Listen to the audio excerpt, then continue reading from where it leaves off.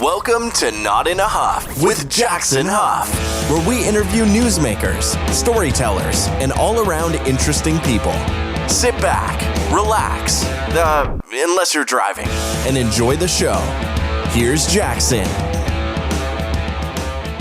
Hello. I am Jackson Huff. This is Not in a Huff. Thanks so much for being here this week. Really appreciate it. Another great week. I am interviewing Stephanie Wang. Now, Stephanie, I think you're going to really enjoy hearing from her. Really impressed by talking with her. She is an author. She wrote a book about epidemiology and about the pandemic and how to navigate public health. I guess the kicker in all of it is that she is a junior in high school. She is just 16 years old.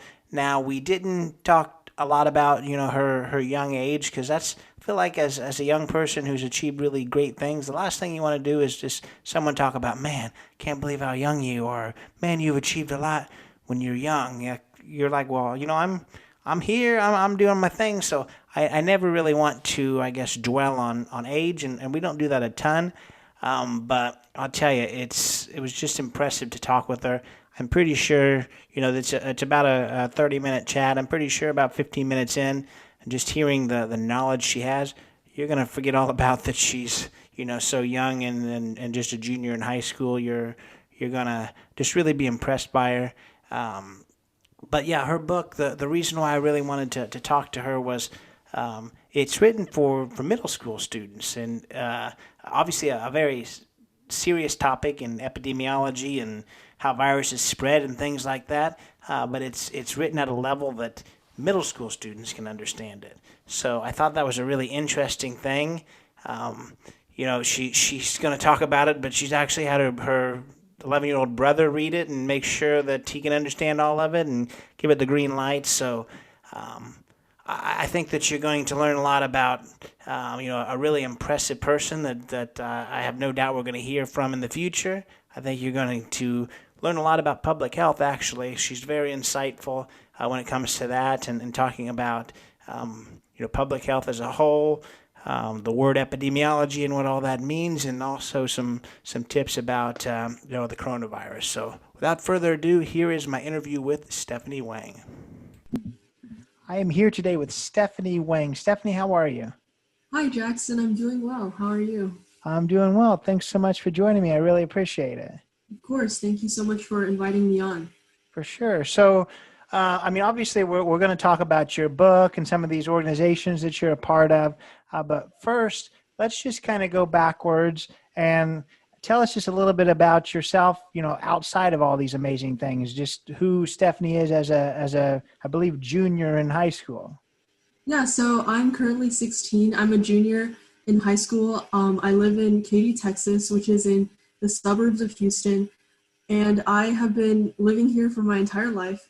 I was born in Lexington, Kentucky, and I also spent a brief amount of time in my childhood in China, where I learned a lot of important lessons from my grandparents, and then I moved here in Katy, and then I've been going here in school ever since. And yeah, I'm really looking forward to going to college and then getting a job and everything else that I'll do in the future. But for now, I've been doing a lot of things that I think are the most important to address, the most important issues to address, especially during this kind of crazy time. And I think one of the main issues that I saw was this lack of focus on public health literacy. So that's what I've been focusing on a lot of my energy toward in these past few months.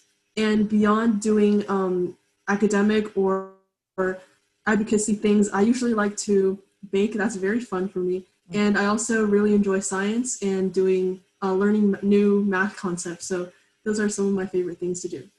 Well, I'm with you with the baking. That sounds fun. Learning new math concepts, maybe not as much for me. What kind of things do you bake?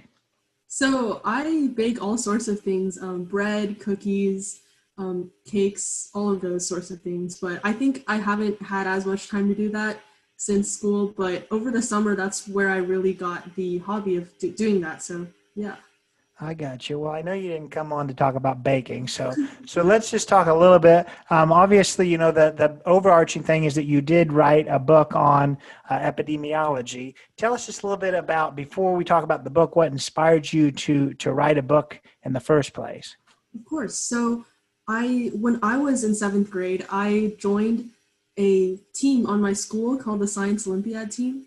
And this is essentially a science competition where students can pursue science concepts that are rather niche, and they have a lot of different concepts or topics that scientists or these students can pursue. And so for me, I started off looking everywhere, looking at all the different events that were offered, and I started doing one called Disease Detectives. And that one very quickly became my favorite event.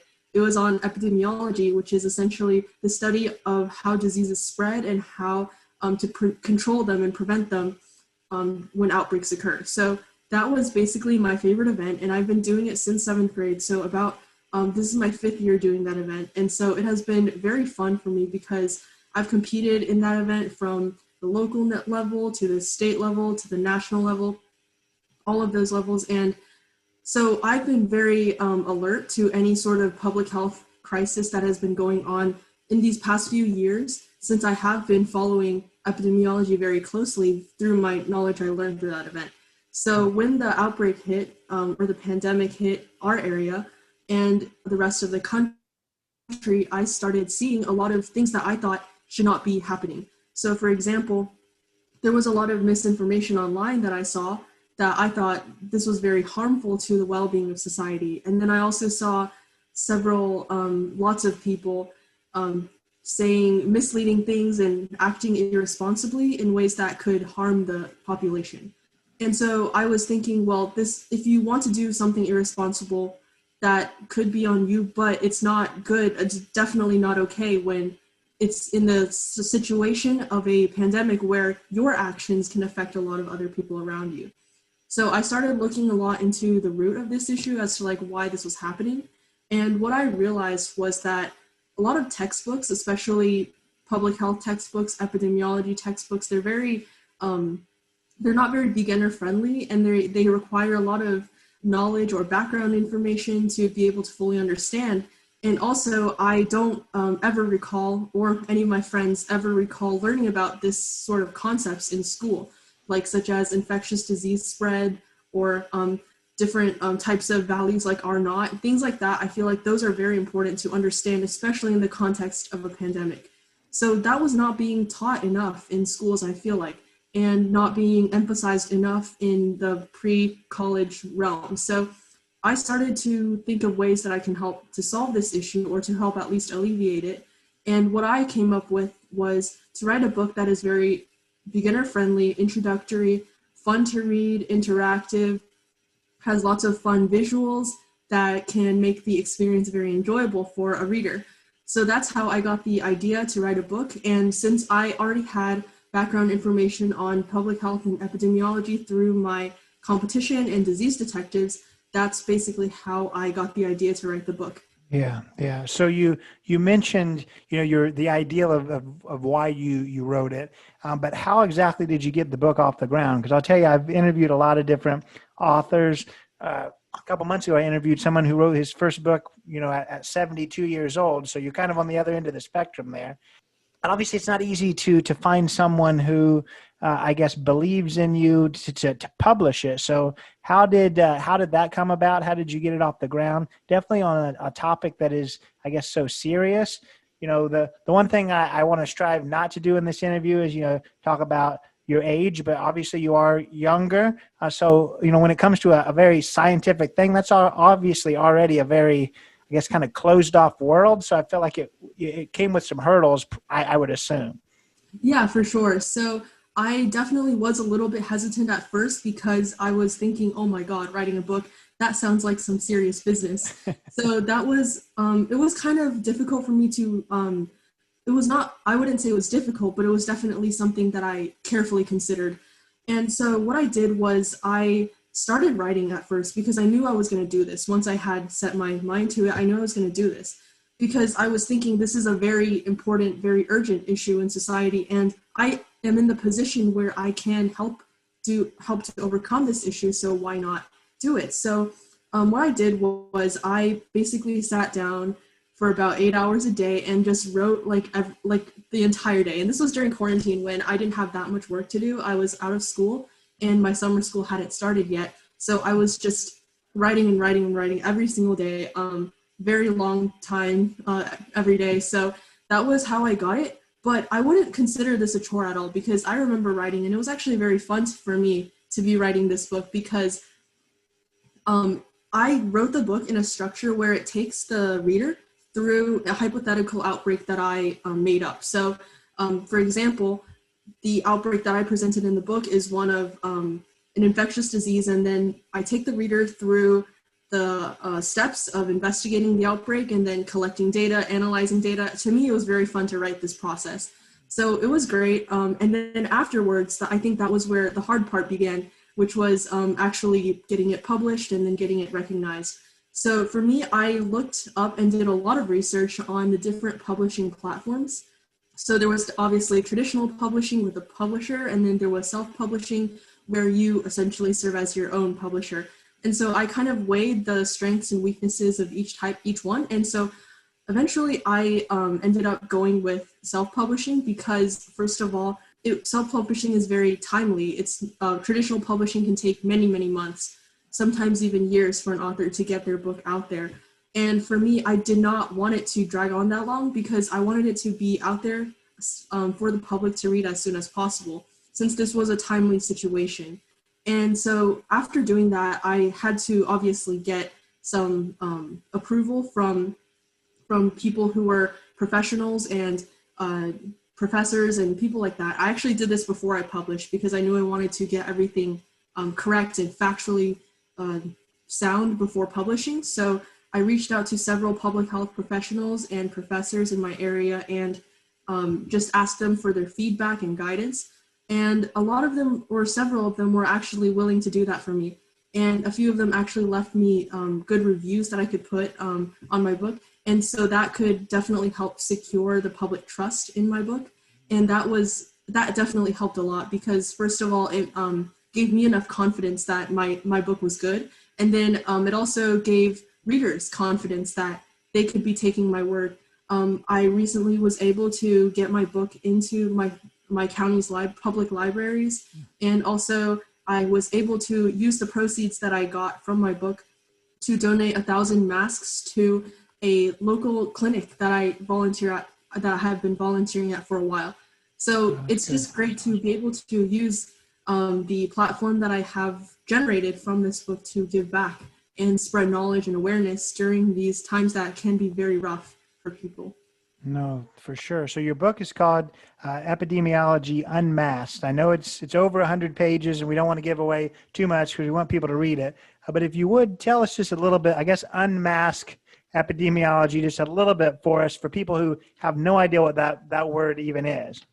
Yeah, so for sure. So epidemic health, it's the study of how infectious diseases or just diseases are spread and how they manifest in populations. And this is different from a subject like medicine, where it focuses on the individual patient. In epidemiology and in public health, the focus is really on the population level, and how diseases really can change a population and how they propagate through a population. So those are the topics that I really investigate. And I think that from my experience and as talking to my friends, the best way that students really learn is by doing something, is by being able to apply something and not just memorize facts and data that can be somewhat boring for students. So I really wanted to take that innovative approach in my book in teaching this subject. And what I did was I split the book into 5 main chapters.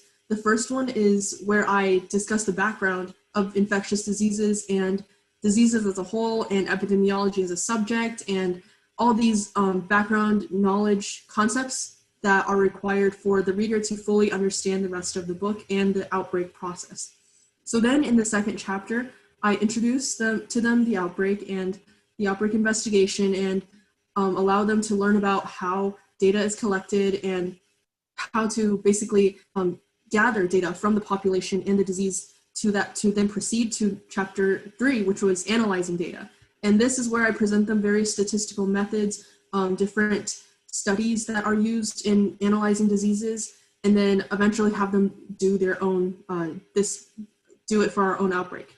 And then for the chapter 4, which was basically where I wrap up the outbreak investigation, I teach them prevention measures and how to prevent outbreaks from going on, how to allow individuals to stay safe and things like that. And then the last chapter was a chapter that I did on COVID. And this was basically there to just help readers go through, help readers not be prone to the misinformation epidemic that we see online. And so I show them basically facts from the CDC website that I just condensed in that chapter, such as the symptoms, how you can recognize COVID, ways that you can prevent it or help yourself stay safe, and then what to do when you do get it, and things like that, just basic information that can be useful to people who are living through this pandemic.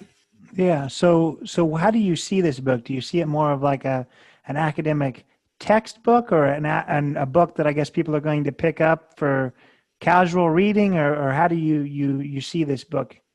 My original goal was for it to be something that people would willingly read, and especially for younger students. And I think in order to prevent this sort of mass misinformation or this sort of irresponsibility that could occur in a future outbreak, I think the most important thing to do is to teach this information to our kids and our children and our teenagers, basically my demographic of students. And so because in the future, these are the people who are going to be really in charge. And that's why I presented it in a very interactive way, rather than I'm giving you information kind of way. And inside my book, there's actually lots of fun graphics and visuals and lots of text that it has lots of colors in it. Just basically ways, I made sure to emphasize ways that would make it visually attractive and appealing.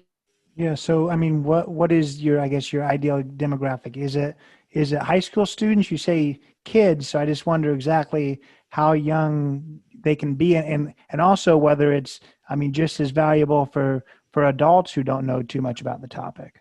Yeah, for sure. So I would say my main demographic would be middle school, early high school students.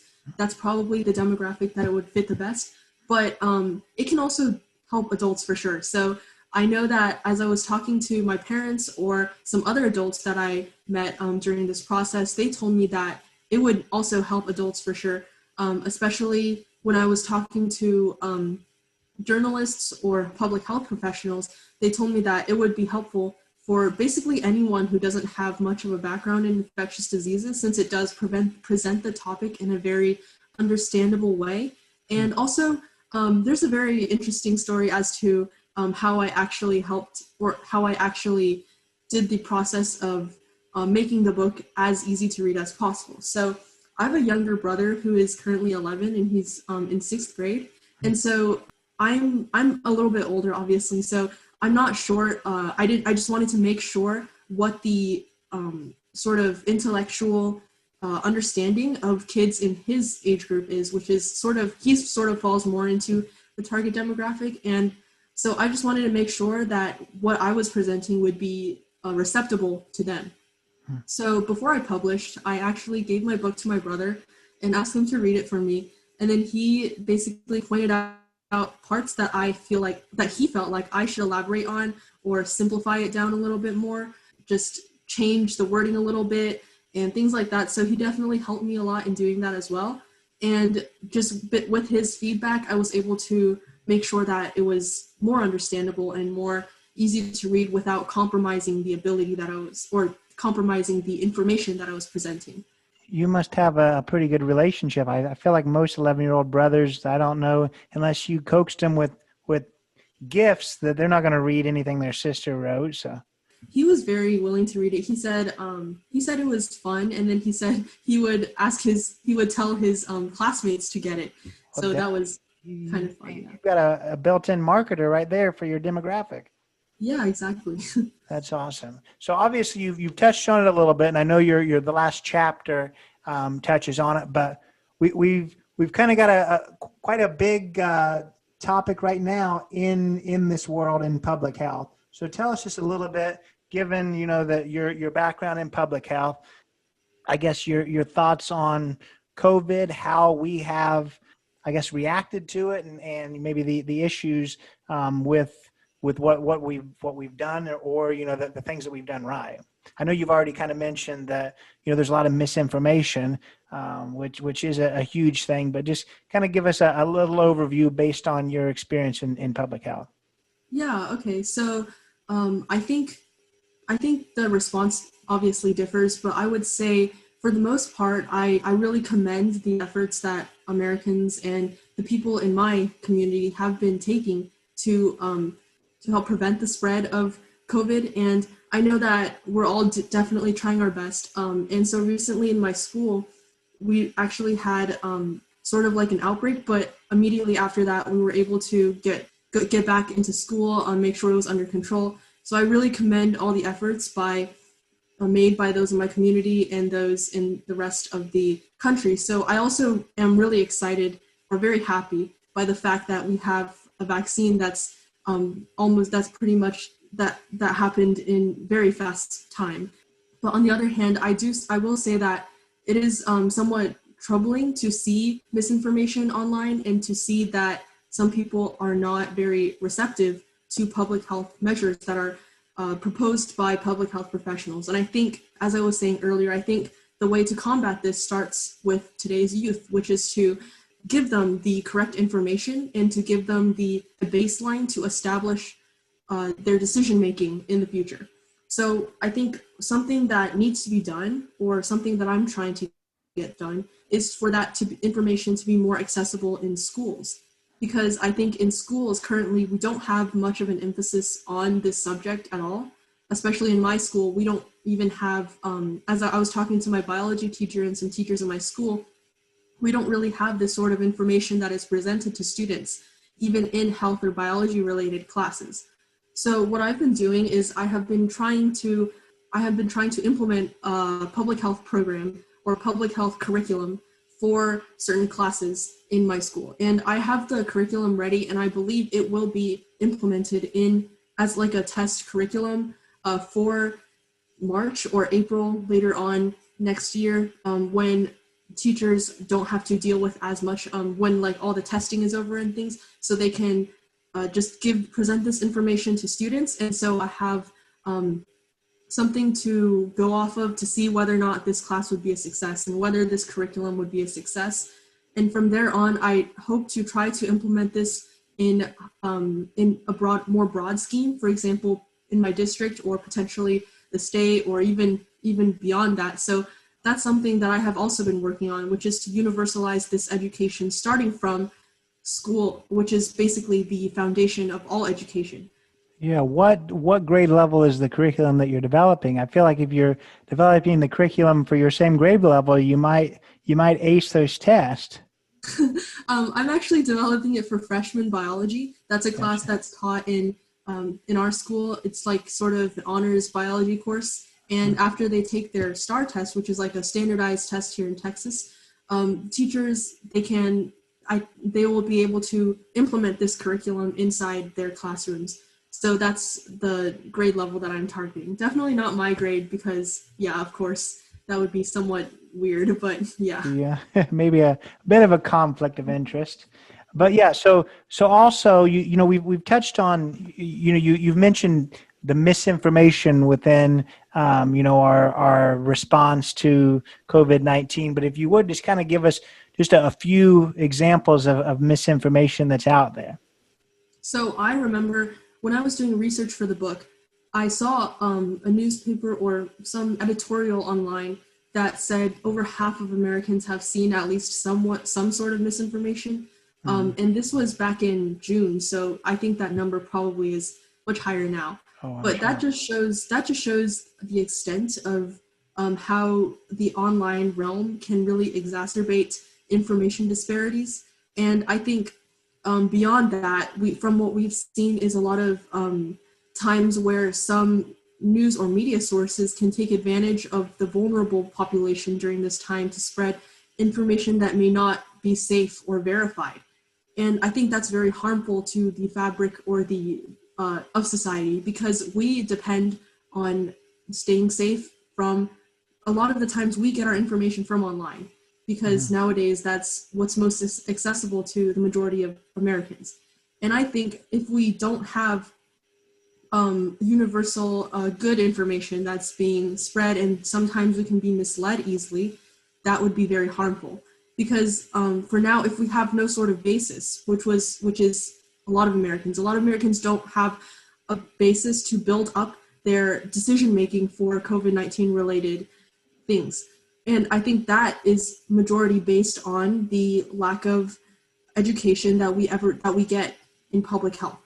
And so I think this big number, which is half of Americans, possibly more now, that would definitely be able to be curbed now, if not curbed by a lot, if we did give Americans the sort of baseline to make their decisions. If we have, we all understand that there are some things that are just absolutely ridiculous when it comes to potential information that can be spread. So that can definitely help a lot and help prevent a lot of frustration, or prevent a lot of unsafe procedures that will be done.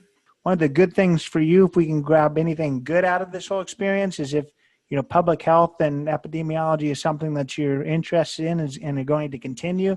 I can't imagine that at this point that people don't know a little bit about, the topic of public health, given that it's kind of in our daily life. So it's definitely probably a field that's just going to grow. So definitely probably a good thing to get involved in. So to tell us just a little bit about Kid Teach Kid and the organization that you started there.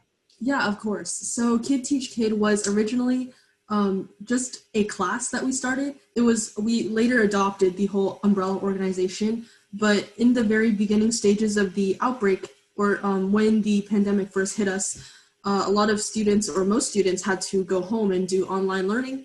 And from there, we noticed that a lot of the normal extracurricular classes, such as extracurricular math classes, were canceled.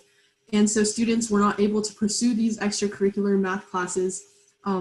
So I've been very interested in math since I was very young. And I went to a math competition when I was in 7th grade. And so basically it was a statewide math competition where the 4 top scoring students from the state of Texas would be taken to Hong Kong to participate in an international math contest. So I participated in that, and I was also selected to go to Hong Kong, and that was where I met my team. My team consisted of 4 people total, including me, and we became really, really good friends through that experience, because we all really loved math, and we all loved competing, and we all loved talking to each other about math, and that just really bonded us all together. And so even after that experience, this was in 7th grade, so even now, we're still very good friends. So we decided that, hey, look, we're experienced in math, and we have the ability to teach these students. So why don't we do that? And what we did was we established a 6-week math course. So each one of us taught one of the major subjects in math. And we basically asked students from around our area, around the state, and we even got students from different states to come to our or attend our virtual math classes. So we held 6 of them, so for 6 weeks. And at the end, we were actually able to hold a fundraiser with a special session that we held on helping students develop their good test-taking strategies and things like that. And we were also able to donate several hundred masks to our local Memorial Hermann Hospital. And so after this was a big success for us, we decided, well, why restrict it to math? Because some students are not that interested in math. They may have different interests, such as biology or physics, or even things like writing or world history. So we decided that we wanted to take students from all different fields of expertise, and we formed this summer program that I was referring to earlier, where I taught the subjects of public health and biology. And so that was definitely where the whole Kid Teach Kid really caught the attention of students from across the country. And by now we have about 1,400 something students who have taken our classes and are enrolled in the program. So I'm really grateful for the ability that, for the help that we've been able to provide to students during this time, because we know that over the summer, some students were definitely frustrated with the lack of educational opportunities. And being able to provide that for students is definitely a great feeling. So is that something that you're hoping to continue to grow as well? Obviously, you've only got so much time. I know you're doing a lot of things, so that's something that you're still focused on? Yeah, so we have been, even after the summer, we've been doing a lot of other initiatives.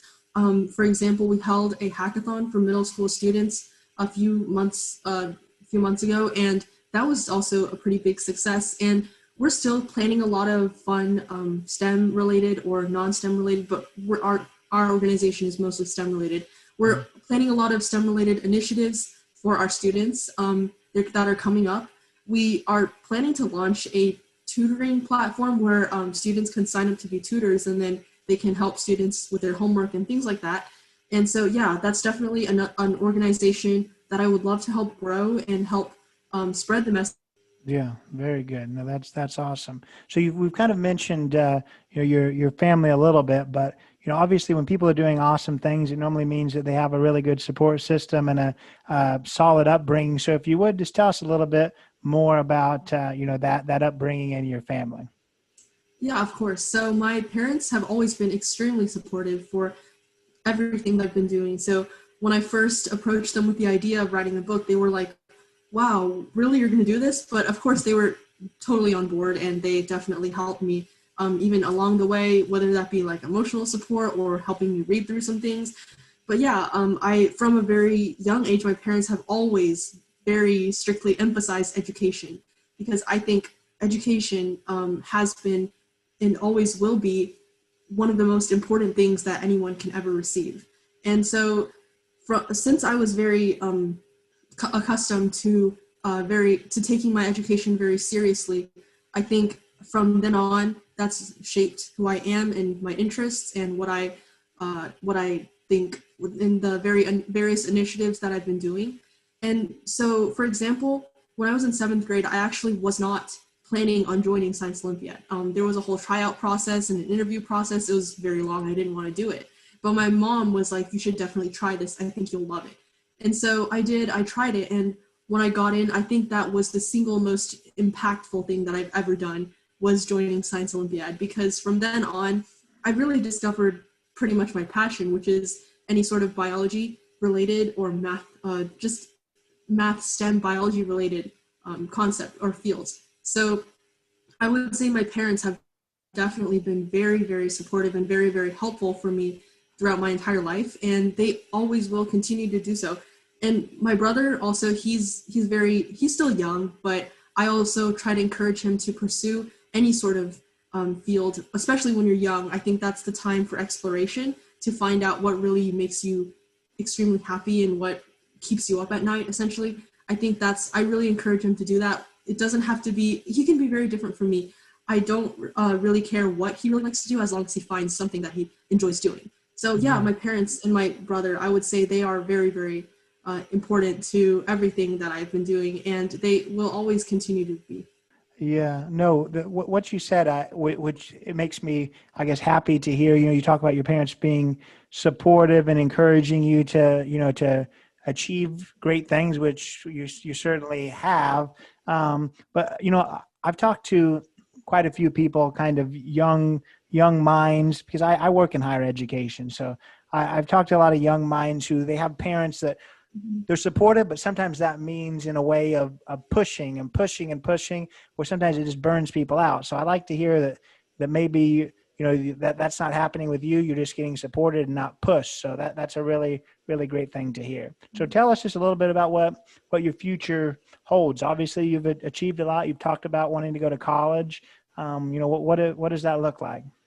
Yeah, so I'm not entirely sure as to what I want to do in the future. There's a lot of different career fields or paths that I could take related to biology or STEM or anything that I'm really interested in, frankly. So I'm not entirely sure what I would like to do, but I know something that I will be continuing to do is this push for public health literacy and public health education. And making sure we teach our young students about the importance of epidemiology and public health and staying safe and being making informed, independent decisions that are not swayed by noise outside. So that's something that I think I will be continuing to do no matter what sort of career field I take, because that's something that can be done in a variety of different ways, whether that be speaking to young students, helping them learn basic concepts, or helping them find resources, trustworthy online educational resources, things like that. So yeah, I think that's one of the two main, well, I would say that's one of the two main things that I have been working on since I was very young. The number one was just learning more about STEM and science and math. And number two is just advocating for more accessible education, especially education that is not well emphasized in the traditional sense. So those are the main things that I've been doing. And I think the latter is a lot more important as well. So yeah. Very good. Awesome. So how can we find this book, and how can we connect more with you should people be interested? So my book is available on lulu.com. It's a self-publishing website that I use, and it's also available on Amazon. And the ebook is available on Lulu. It's also available on Google Play and Google Books. So those are the ways that you can get it. And if in my area, you can get it from the Fort Bend County libraries. So that's ways that you can get my book. And of course, you can also, I would be willing to talk to anyone who's listening at all. So my social media probably will be provided as well. So you can definitely reach out to me anytime. Well, I tell you, it's been a pleasure speaking with you. I really appreciate your time. Obviously you've achieved a lot already, and it's kind of just getting started. So I think everyone looks forward to seeing where you are. And I think, I don't think this is the last we'll hear from you. You sound like you're going to be doing some great things. Thank you so much, Jackson. Thank you so much for letting me speak and giving me the opportunity to chat with you today. And that was my interview with Stephanie Wang. Hope you enjoyed it. Hope you learned a lot. I'm sure you came away just like me, impressed just by her knowledge, whether she's 16 or 61. I think we can learn a lot from her about epidemiology. Hope you check out the book. She mentioned that it's kind of geared towards middle school students, but I don't know a ton about public health as a whole. So I would absolutely be interested in picking it up and learning more about it in a level that's easy to understand for everyone. So whether it's you that just wants to hear more, or whether you think, hey, this would be a good thing for my son or daughter who's a middle school student to hear, I urge you to check it out. And I look forward to seeing what Stephanie does. No doubt that we'll hear from her, and she's going to do great things. So thanks so much for being here this week. Thanks for listening. Hope to see you next time, and take it away, Chris. This has been Not in a Huff with Jackson Huff. Thank you for listening. Be sure to join us next time, where we will interview another amazing guest who is sure to make you laugh or make you think. Or hey, maybe even both. But until then, keep being awesome.